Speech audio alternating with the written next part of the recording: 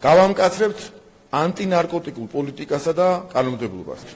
პარალელურად გავამკაცრებთ არასრულწლოვანთა მართლმსაჯულებას. გამკაცრდება მიგრაციის შესახებ კანონმდებლობაც.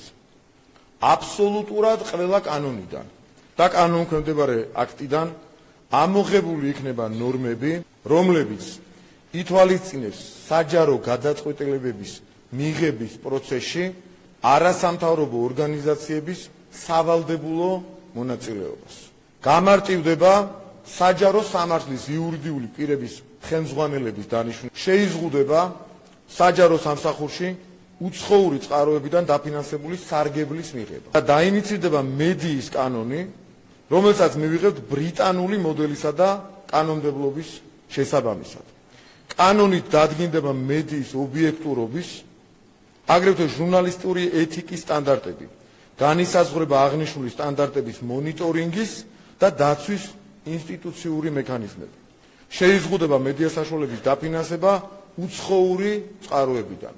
დავაინიცირებთ კანონპროექტს, რომელიც იქნება ამერიკული ფარას დღეს მოქმედი რედაქციის პირდაპირი ასლი.